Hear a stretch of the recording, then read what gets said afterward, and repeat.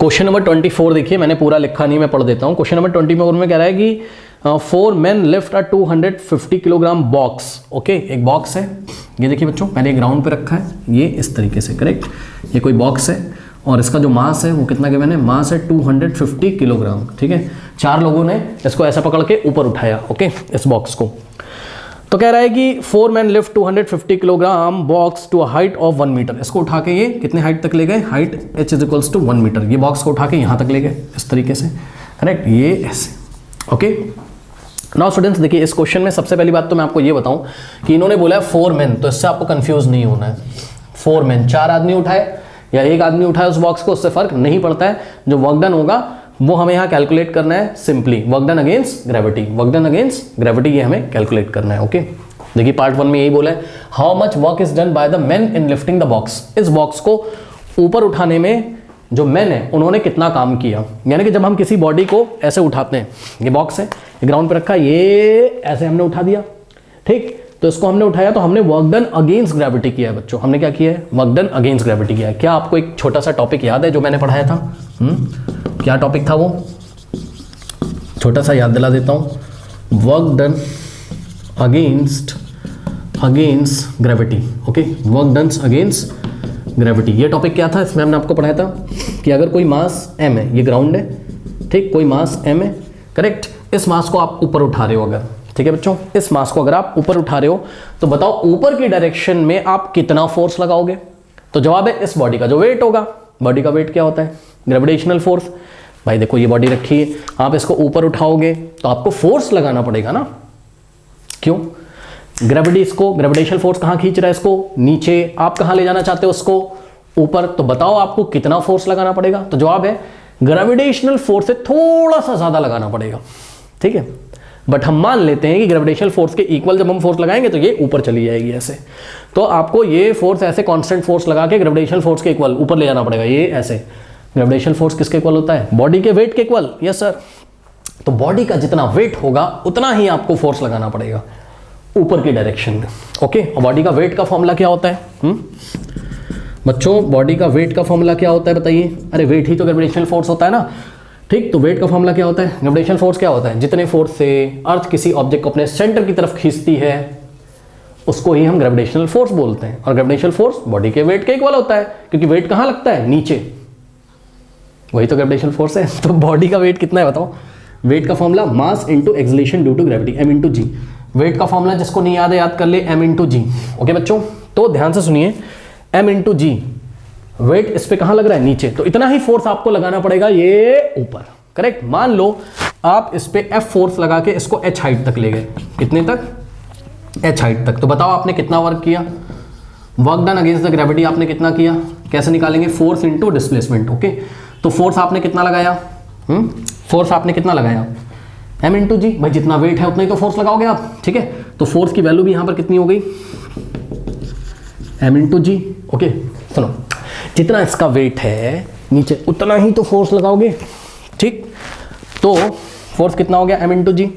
तो f की जगह क्या रखा हमने? m इंटू जी इंटू s। s का मतलब डिस्प्लेसमेंट। बताओ कितना डिस्प्लेसमेंट हो रहा है? h, ठीक। भाई h हाइट तक ले गए ना ऊपर, तो डायरेक्शन भी इधर ही है, डिस्प्लेसमेंट भी इधर ही है, इसलिए फोर्स इंटू डिस्प्लेसमेंट। हमने वर्क का फॉर्मूला लगा दिया mg/h। So work done against gravity, ठीक है। W ग्रेविटी मतलब वर्क डन अगेंस्ट ग्रेविटी का जो फॉर्मूला आता था वो mg/h आता था, अगर आपको याद हो, ठीक है। यही सिचुएशन यहाँ पे भी है। m कितना है? 250 किलोग्राम। h कितना है? 1 मीटर की हाइट पे ले गए। तो बताओ आंसर ए का आंसर क्या होगा? How much work is done by the man in lifting the box. चारों आदमी मिलकर कितना वर्क करते हैं against the gravity? Against the gravity यहाँ नहीं बोला, लेकिन obviously against the gravity work होगा। कितना वर्क होगा? Work is equals to, simple formula लग जाएगा mgh का। ओके, mgh का। ओके, सो सॉल्व कर लीजिए। m कितना है? मास कितना है?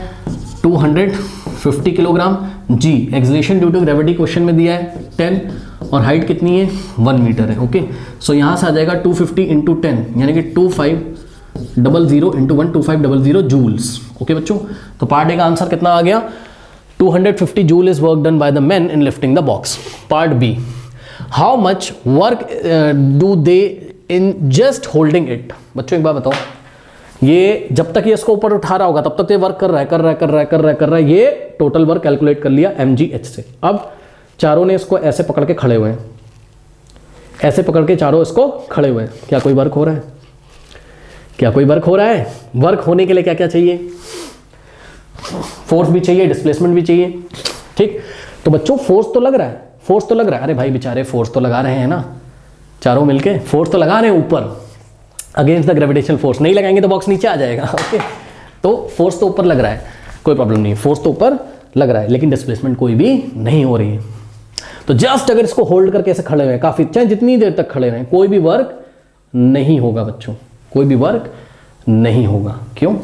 फोर्स तो होगा against the gravitational force, force ऊपर की डायरेक्शन में लगा के रखेंगे, लेकिन एस डिस्प्लेसमेंट की वैल्यू कितनी होगी? 0 होगी। ओके, तो पार्ट 2 का आंसर कितना हो जाएगा? 0। लेकिन अब सवाल ये है कि ये थक क्यों जाते हैं? चारों आदमी थक गए, बहुत देर तक ऐसे खड़े होकर पकड़ के ऐसे खड़े, ये ऐसे बॉक्स को, और थक जाते हैं। क्यों थक जाते हैं भाई? वर्क तो हुआ नहीं, वर्क तो हुआ नहीं, बॉक्स के ऊपर कोई वर्क नहीं हुआ, तो इनकी एनर्जी कहां गई? ये थक क्यों गई भाई? ये बंदे थक जाते हैं ना थोड़ी देर के बाद, तो मतलब एनर्जी में लॉस हुआ है। एनर्जी कहां गई? कोई वर्क तो किया नहीं। तो सुनो ध्यान से, वर्क बॉक्स पे नहीं किया गया है, लेकिन वर्क हुआ है। कहां वर्क हुआ है पता है? बहुत फील करने वाली बात है, ध्यान सुनो भाई। बंदे थक गए, उनकी एनर्जी लॉस हो गई। ओके, ये देखो, ये एक बंदा, दो बंदा, हाँ 3 और चारों ऐसे बॉक्स को पकड़ के ऐसे खड़े हुए हैं, बेचारे थक गए थोड़ी देर के बाद। क्यों थक गए? एनर्जी कहां गई? वर्क तो हुआ नहीं ऑन द बॉक्स, क्योंकि डिस्प्लेसमेंट बॉक्स की हो ही नहीं रही है। केवल वर्क हुआ है नीचे से ऊपर ले जाने में, बस। उसके बाद बॉक्स पे कोई वर्क नहीं हुआ, तो भाई इनकी एनर्जी कहां गई? मान लो सबके पास एनर्जी थी 25 जूल, 25 जूल, 25 जूल, 25, सबके पास मिला के एनर्जी कितनी थी? 100 जूल। अब बेचारे थक गए, 0 जूल हो गई, जस्ट मैं समझा रहा हूं। ओके, तो इनकी एनर्जी कहां गई? क्यों थक गए भाई?